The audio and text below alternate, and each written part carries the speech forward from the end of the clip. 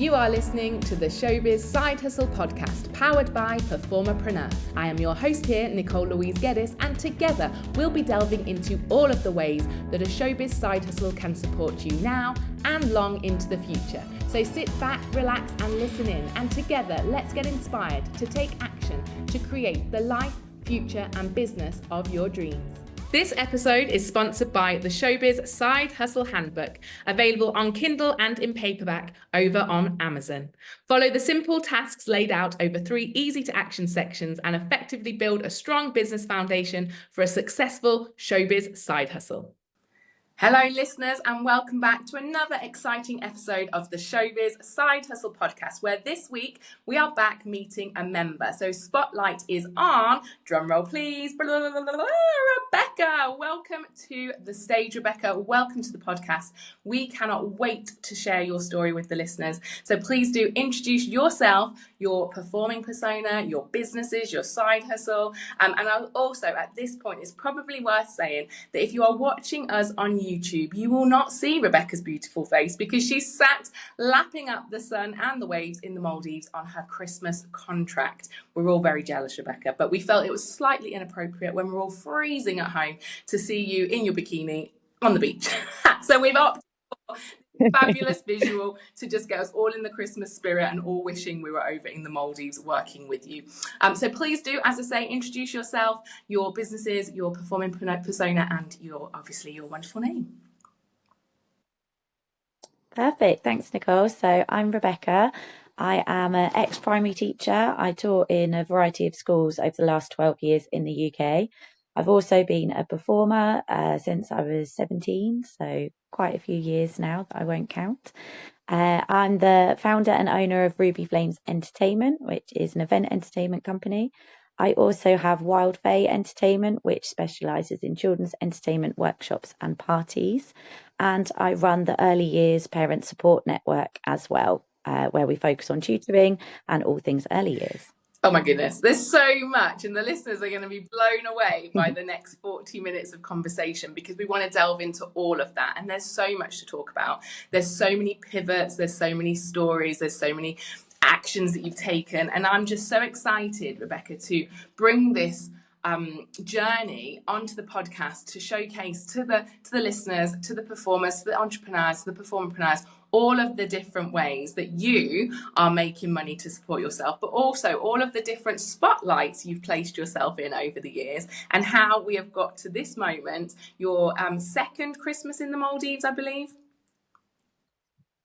So we're celebrating Christmas in the Maldives. At this point, we should probably say Merry Christmas because it's Christmas Day today. We're releasing on Christmas Day, which seems really amazing and appropriate because you have made some huge changes, some huge pivots, some huge twists and turns over the past few years. And it just must feel really amazing to be sat there on the sandy shores of the Maldives on Christmas Day, kind of looking back over the past year and celebrating yourself, yeah? Absolutely. Yeah, we do love the sun. But we're celebrating all of the things that you've achieved this year. And this is what the podcast is about. It's to highlight and to showcase to everybody what is absolutely possible for them too. So let's start right at the beginning. You said in your intro, you were a primary teacher for 12 years and also a performer at the same time. You know, I love a multi-passionate performer, people that have got their fingers in all of the pies and bringing in money from all different avenues. So I firstly want to applaud you for doing both things. It's absolutely possible. So talk us through that kind of decision, that beginning of your career as a performer and a teacher. How did that work? So I studied the arts at college, and I went to art school in Norwich and did a visual studies degree. And that was really, really early in my performing career then. But I didn't have a job, not a job that made money. It was just kind of a jazzy hobby, which I loved. So I trained to be a teacher. And from that, I didn't ever want to let the performing stop. So they kind of ran alongside each other for years and years. And both of them grew as time went by. So I had lots of different teaching jobs. I met lots of amazing people, and I knew that was my passion, and I loved working with children. I loved having fun with children.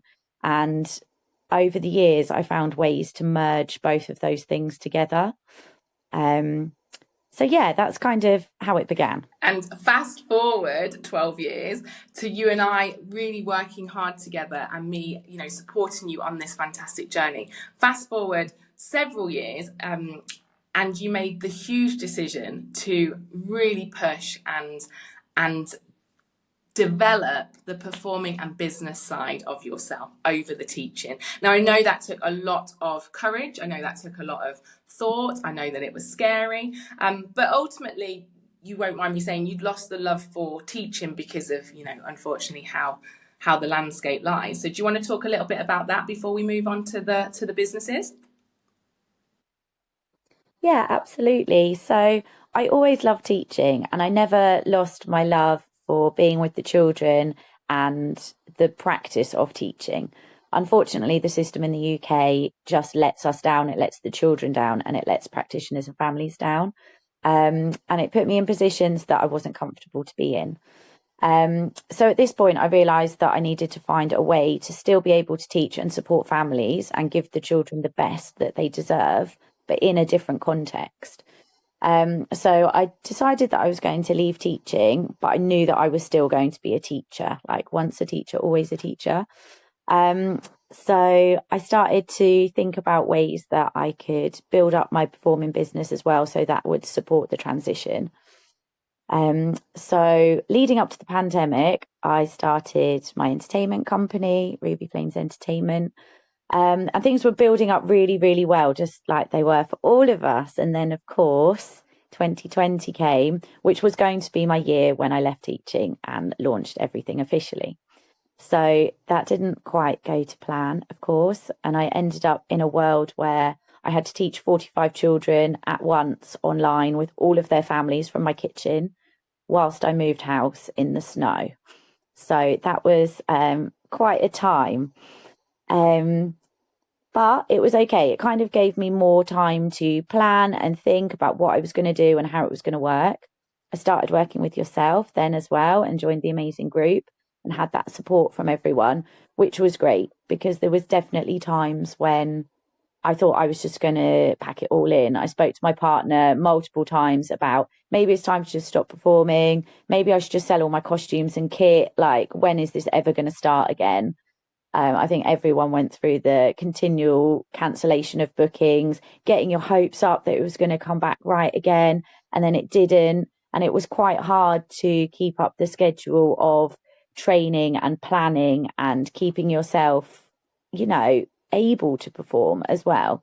But somehow I did. I spent a lot of time in the garden hula hooping, whilst also teaching online a little bit, perhaps.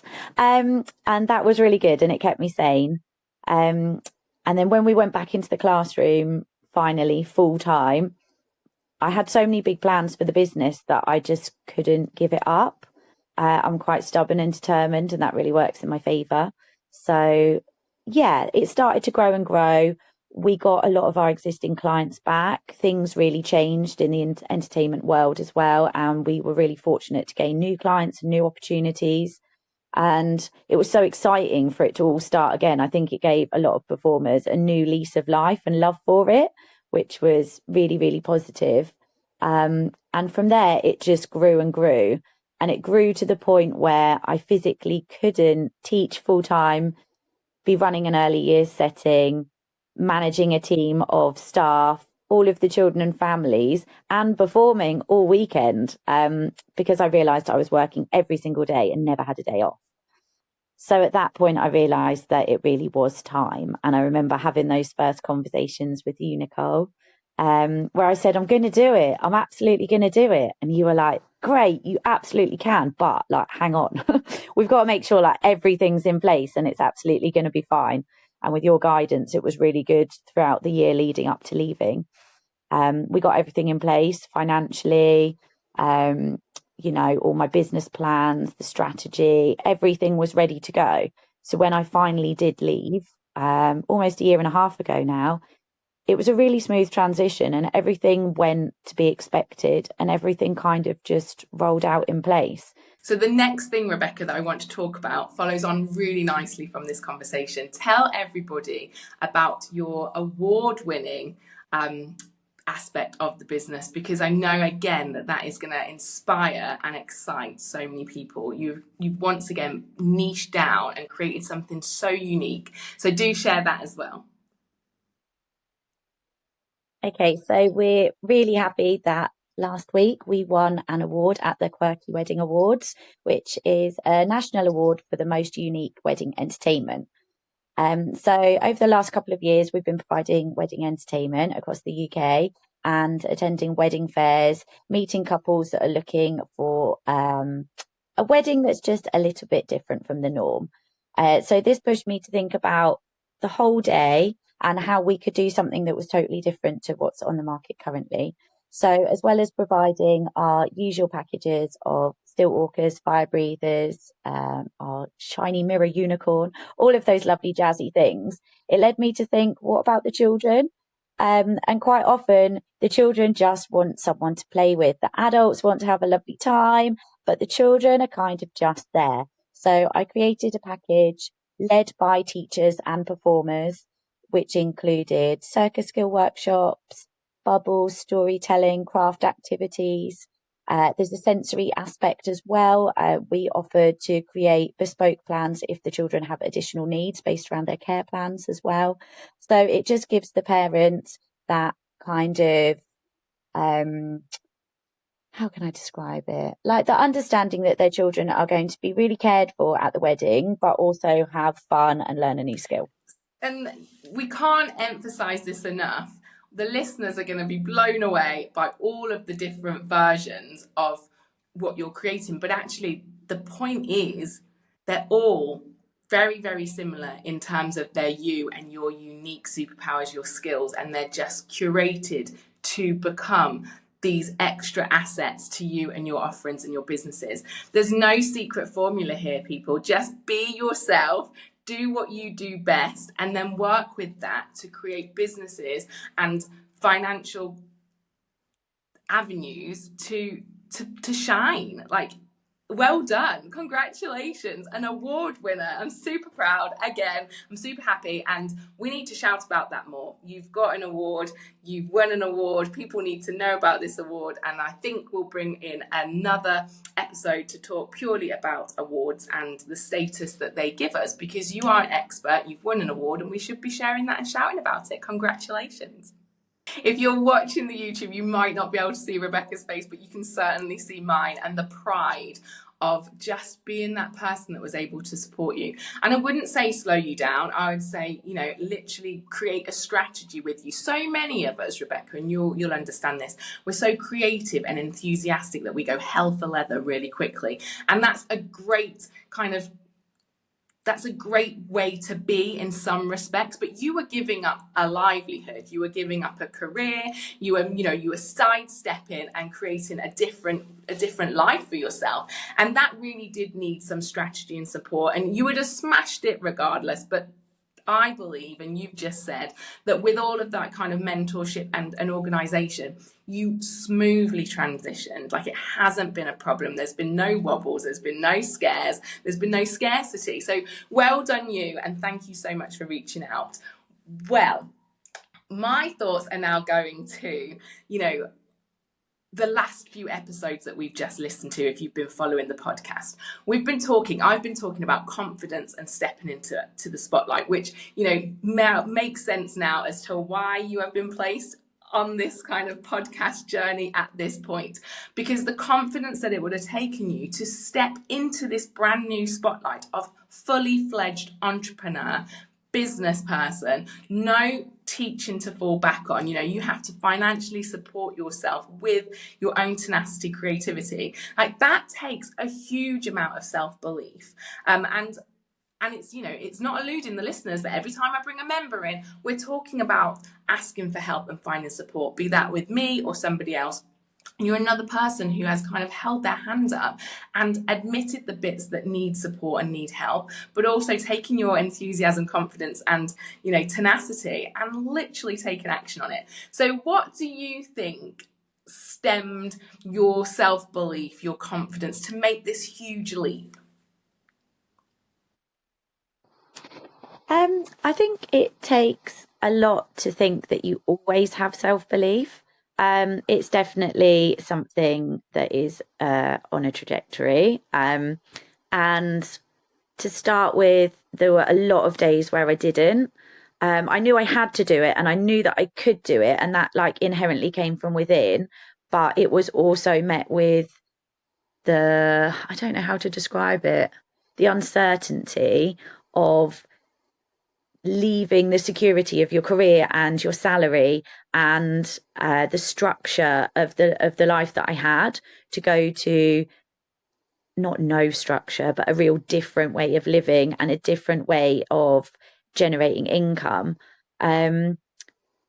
So I think it just took a lot of work. I did a lot of work on myself. I did a lot of work, yoga, mindfulness, upping my training at the gym, listening to lots of really inspirational people, surrounding myself with lots of people that are also on a business journey, that are also successful and supportive and can help pick you up if you are having a wobble. And I think that that's really, really important. And I don't know if I'd done it as quickly if I hadn't have had that support network.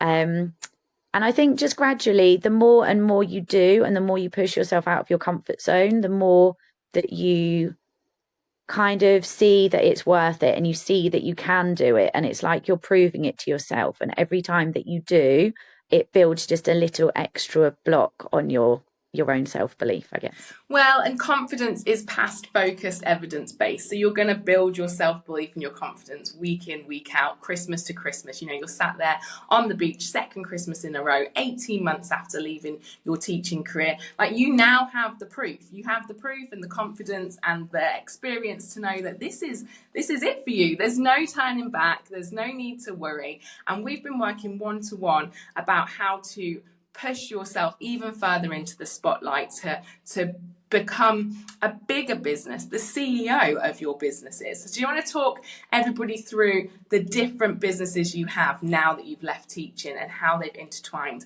Because I'd love to showcase to the listeners how all of these personas are creating this most unique, wonderful niche. And that's another thing that I talk often about. Ideal client, niching, using your superpowers. If anybody has brought all of their superpowers together, more beautiful, I'd like them to challenge me, because tell everybody what you do and how you've brought them together and what your vision is. Okay, so I've got kind of 3 different avenues of me. So we have Ruby Flames Entertainment, doing entertainment that I've done for over 10 years, still walking, fire breathing, all of the fun stuff. That just kind of ticks over and it runs itself. Like, I'm really fortunate to have a great team of dedicated professional performers. We've got great clients. Word of mouth recommendations just work for us, and it all just ticks over nicely. So that is my passion for performing, and I love that. But right now, that's not so much my focus. So my focus has been finding ways to merge children's entertainment and teaching with my love of performing. And that's kind of the ethos that underpins everything. So I launched Wild Fay Entertainment, which is for children's parties, workshops, and education. And the idea behind it was that the entertainment would also have an educational twist. So at my parties, we do storytelling, we do crafts. Through my storytelling, I'm modelling to the parents that are there as well how to storytell with their children, how to develop their vocabulary, how to explore books in a fun way and keep learning fun so that the children love it. This is part of a party. So the children are having a great time and they don't really realise that they're learning, and the parents don't realise that they're also learning how to implement these skills at home as well. So it just gives a bit of a different twist on the traditional party. So I'm really proud of how far that's come, and that seems to grow and grow every year, which is fab. And then my most latest venture is the Early Years Parent Support Network. So this grew from me really missing being a teacher. One of my favourite parts of being a teacher was getting to know the families, building bonds, supporting them, having chats at the door, having a queue of people to talk to me at the door at the end of the day, which I really looked forward to talking to and supporting. And when I wasn't in school anymore, I didn't have those conversations and I missed it. And I thought, actually, I've got lots of really valuable insights for parents that I should be sharing, and it's a waste not to share them.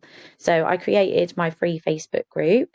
And it's kind of grown from there, really. I've worked with local libraries, I've worked with community groups, I've done outreach projects, worked with the National Writing Project, I've done lots of different things to try and pull that all together and build that from the ground. Now, it's still in really, really early days, but it's a great community for parents to have.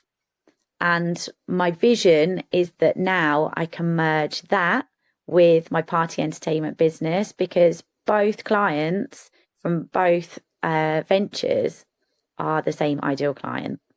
So if you're a parent, you might want educational advice and support. If you're a parent, you probably want children's entertainment too. So it's finding ways to merge them and get them to run simultaneously so that they support each other.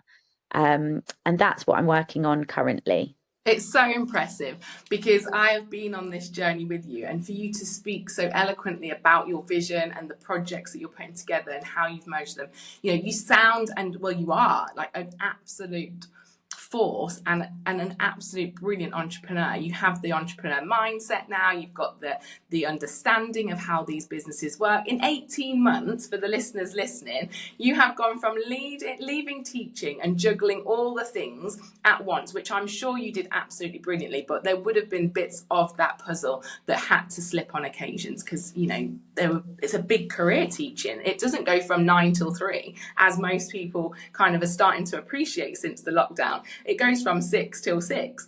So you will have had to have just, you know, sidelined a few of your other projects. And now, 18 months later, you have not 1, not 2, but 3. Like, you're on the verge of launching a 3rd business with all of your skills all intertwined, bringing you absolute joy. And I hope you won't mind me saying to the listeners, but Rebecca and I work one-to-one together. And her biggest concern most months when we speak is that she is not hustling. Like, why is this so easy? Why am I not, you know, in the place of like stress and worry? Because we all know that feeling, and we've all hustled for so long. So that's, again, something you and I celebrate often, but something I want to showcase to the listeners, that done properly, done strategically, done over time, and with confidence to shine, it isn't hard work, right? I mean, it is hard work, but it's not that kind of fight and flight, hustle, day and night hard work. It's, I'm putting in the effort, I'm doing the things that I know I need to do, I'm rinsing and repeating and reviewing and reflecting, and I'm moving slowly and steadily forward consistently every single day, every single month. Would you agree? Absolutely. And we've spoken often about just reframing what a healthy work life means. So teaching gives you all of those skills that you just listed. So reflecting, refining, reviewing, implementing, testing out new strategies on repeat. That is being a good reflective teacher. But what it doesn't teach you is how to have a good work-life balance. So I love that you appreciated, you know, maybe it's 6 in the morning till 6 at night. Absolutely, it's more than that. I'm afraid it is 6 in the morning until you go to sleep. It's the minute you turn your phone on and answer parents' emails at 6 in the morning until the minute you close your laptop at 10 at night. And that's the same for all teachers in the UK. And that is why something really needs to change. So I think having that kind of work pressure built into you and almost celebrated in the workplace, burnout was almost celebrated. It's really hard to undo that. I find it really hard to sit down. I have to do something all the time. And if I'm not, I don't know why I'm not. And then I will find something to do. Even 18 months later, I will still find it really hard to just chill out. So working with you has been really, really great, because instead of just trying to do everything all at once, we get a plan. And then I'm able to see what needs to be done now, what could be done this week, and actually what can we just discuss next time. Like, we know it's going to happen because it's on the list, but it doesn't mean I have to do all of it before I go to bed tonight. And I think just learning to reframe that. Some days we talk and I think I need to be more Rebecca. I'm telling you and helping you. And I think, gosh, you're really smashing this, because I still, as we all do, and I think that's the point, we all struggle from time to time to sit still, to be still, especially when we're creative and we're energetic and we've come from our industry of hustling and doing and competing and building. So where would you like the conversation to go next, Rebecca? What are your thoughts on, you've got your vision, you've got your next 6 months in mind, we've already planned that out. What would you like to gift to the listeners in terms of what they can do too? Oh, that's a huge thing to think about. I think it's just really important to not feel like you have to be one thing. So this is something that I talk to my stepchildren about quite often. They're now doing their GCSEs. I'm really proud of both of them. They're absolutely smashing it. But they're at that point where they're being asked things like, what do you want to do when you're older? And like, what are you going to study? And what's your plan? And I'm like, do you know what? You don't have to be one thing. You can be so many things, and that's okay. And actually, it should be celebrated instead of frowned upon. You don't have to just be a teacher. And actually, I think if you are just a teacher, you're quite boring. It's so much better to bring other things to the table. It's better to be able to know that you can use your skills in different ways and pivot and be reflexive and make it work for you. I think, so number one, don't put yourself in a box. Don't just be one thing. Number two, just do whatever brings you joy. Like, if it doesn't bring you joy, don't do it. If it brings you joy, but not in that context, find a way to do it differently, because you shouldn't miss out just because the current framework doesn't suit you. It's inspirational, and I've got like goosebumps now because I feel every single word you've said, because we've been going through it with you on this journey. But absolutely, they're the things that I've said time and time again to the listeners, to our community, to myself. Please do, everybody, take heed. There's so many versions to win in the world, and there's so many ways we should be sharing ourselves. And you have very beautifully, and I'll say it again, taken all the things you love and created your own version of success, and that's what I absolutely love about you. And it's not going to stop there. Your tutoring is going from strength to strength. You can tell that you're a passionate, wonderful teacher, and to be able to gift that to families on a different level is beautiful. It's wonderful. So many teachers are frazzled with how it all works, and they're just dropping it, and it's too much to even think about. So I know that you're also looking to create opportunities within that as well. Did you want to touch on that today, or should we go elsewhere? Yeah, absolutely. So I'm building up at the moment to launch an online tutoring business in April, and all of the information will be in the free Facebook group about that. So at the moment, I'm just testing the water, doing a bit of research and finding out what people need and what the best way to deliver it is. Once that's up and running, it means that I can do it from anywhere in the world, because I'm very keen to be working everywhere and anywhere, because I love to travel. So that's the main goal for that. But it also means that it can open opportunities to take on other teachers and build a network in the same way I have for my performing community. So that other teachers can work in a way that suits them best, really. So yeah, that's kind of a long-term vision for that one. A sneak peek into the future thoughts of Rebecca and her many businesses. It's exciting, and there's we need people like you, we need people like people like we are associated with our community to lead, to open up these opportunities. Not everybody has the confidence, going back to that conversation we just had, the confidence to step into the spotlight and become that person that leads, creates opportunities. And I just always feel so excited when my members, when my community, when the people I support, feel that they're at a point in their journey to take others with them. Collaboration over competition. You are building the most beautiful businesses, the most wonderful life for yourself, and you're now opening up the door and the opportunity for others to follow and to join. And that's what I'm about. Let's all just create joy and share the joy and go together and collaborate. And I'm getting all emotional because it's Christmas, and that's the whole point of Christmas, right? we just should be taking and embracing everybody and each other, and you're doing that wonderfully. I could ramble on all day. Let's give your socials and all the places that we can find you now, and Tom, our podcast producer, will also put that all in the show notes and the blurb as well. So just spiel them off so that people listening now can literally hit Instagram and come and find you and see your travels.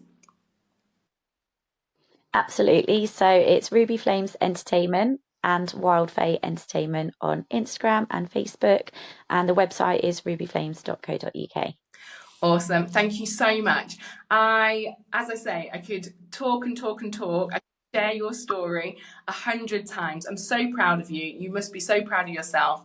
I'm so jealous of you right now, sat over there in the Maldives on Christmas Day. But we will leave it there so you can go do what you're doing. Oh, I think it's probably important to say that you're not sunning it up and having a jolly holiday. You're working. Like, you have took your dream at the beginning of the year. We had vision board sessions in the membership, and your dream, your vision was to make sure that you are performing and traveling together. The two things work in harmony, and you're doing that. And to watch your dreams come to life again this Christmas has been super exciting and another proud moment for me.